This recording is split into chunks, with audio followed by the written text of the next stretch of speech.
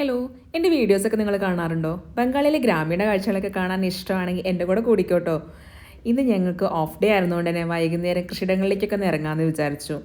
എന്നും ക്വാർട്ടേഴ്സിൻ്റെ ബാൽക്കണിയിൽ നിന്ന് കാണുന്ന ആ വ്യൂ നേരിട്ടൊന്ന് പോയി കാണാൻ വേണ്ടിയിട്ട് ഞങ്ങൾ ഇറങ്ങി.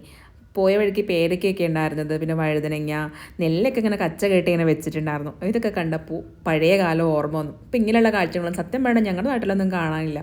വൈകുന്നേരത്തെ ഈ നടത്തും, ആ ഒരു സൺസെറ്റ്, വിൻ്ററിലെ നല്ല കാറ്റ്, ഒരു ഫീൽ ഗുഡ് വൈബ് എന്നൊക്കെ പറയില്ലേ, ഭയങ്കര ഫീലായിരുന്നു. ആ പാടിയിലൊക്കെ ചെന്നിരുന്നപ്പോൾ മനസ്സിന് കിട്ടുന്നൊരു ശാന്തി, സമാധാനം അതെനിക്ക് വാക്കുകളിൽ എങ്ങനെയാണ് പറഞ്ഞറിയിക്കേണ്ടതെന്ന് അറിയുന്നില്ല.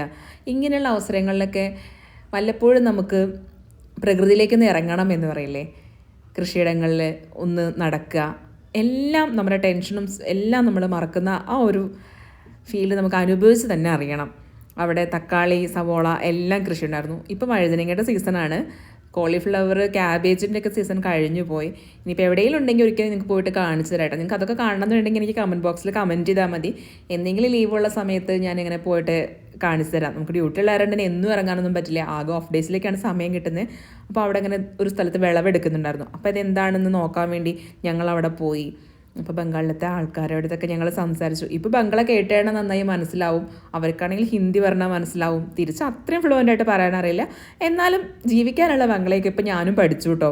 ഇത് ചെറുപയറിൻ്റെ ചെടിയാണ്, അത് ആയിട്ടില്ല. പിന്നെ ഞങ്ങൾ ചെന്നപ്പോൾ അവർ മട്ടറാണ് വിളവെടുത്തുകൊണ്ടിരുന്നത്, നമ്മുടെ ഗ്രീൻ പീസ്. ഞങ്ങൾ ചോദിച്ചപ്പോൾ വിളവെടുപ്പൊക്കെ കഴിഞ്ഞ് വേണമെങ്കിൽ പറിച്ചോളാനൊക്കെ പറഞ്ഞു. ഞങ്ങളങ്ങനെ പറിച്ചൊന്നുമില്ല, അവർ ഞങ്ങൾക്ക് പറിച്ചു തന്നു. ഫാം ഫ്രഷ് സാധനം എന്ന് പറഞ്ഞാൽ നമുക്ക് പച്ചയ്ക്ക് ഇങ്ങനെ കഴിക്കാം. നല്ല മധുരമായിരുന്നു കേട്ടോ. ഞാൻ ആദ്യമായിട്ടാണ് ഇങ്ങനെ പച്ചയ്ക്ക് ഇതൊക്കെ കഴിക്കുന്നത്. അവിടെ ഒരു കൊച്ചു പയ്യനുണ്ടായിരുന്നു കേട്ടോ. അവൻ പട്ടം പറപ്പിക്കുന്നത് കണ്ടപ്പോൾ എനിക്ക് ചെറുപ്പത്തിൽ ഞങ്ങൾ പാടത്തൊക്കെ പോയി പട്ടം പറപ്പിക്കുന്നത് ഓർമ്മ വന്നു. ആ പട്ടം കൊണ്ട് അവനിങ്ങനെ ഓടിപ്പോകുന്നതൊക്കെ കാണാൻ നല്ല രസമായിരുന്നു. അതാണ് ഞങ്ങൾ തിരിച്ചു പോരാൻ വേണ്ടി നടക്കുമായിരുന്നു. പാടത്തിൽ കൂടെ ലെല്ലൊക്കെ പാടി കുറേ വീഡിയോസൊക്കെ എടുത്ത് വന്നപ്പോൾ ആ ബോർവെല്ലിൻ്റെ ഇത് കണ്ടപ്പോഴേ എനിക്ക് കൈയൊക്കെ കഴുകാനൊരു ആഗ്രഹം. അതിങ്ങനെ അടിച്ചു നോക്കി കൈയൊക്കെ കഴുകി ഞങ്ങൾ സന്ധ്യ 9 റൂമിലെത്താം എന്നുകൊണ്ട് തിരിച്ച് നടക്കായിരുന്നു. അപ്പോൾ അവിടെ നിന്ന് ആൻറ്റി വന്നിട്ട് പറഞ്ഞു, നിങ്ങൾക്ക് വഴുതനെങ്കിൽ വേണമെങ്കിൽ പറിച്ചോളാൻ പറഞ്ഞു.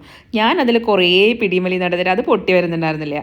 എന്നിട്ട് ആ പയ്യൻ വന്നിട്ട് പറഞ്ഞു അതിങ്ങനെ മുകളിലേക്ക് പൊട്ടിച്ചാൽ മതിയെന്ന്.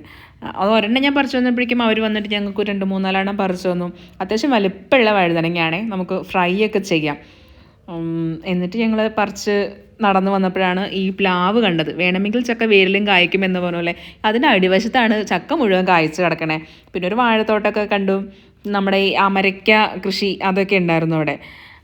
സൺസെറ്റൊക്കെ കണ്ട് നമ്മൾ ഒരു ഓഫ് ഡേ ഭയങ്കര ഹാപ്പി ആയിട്ട് തിരിച്ചു വന്ന്. ഇനി ഇങ്ങനത്തെ വീഡിയോസൊക്കെ കാണണമെങ്കിൽ സബ്സ്ക്രൈബ് ചെയ്യണേ, എൻ്റെ കൂടെ കൂടിക്കോളൂ കേട്ടോ.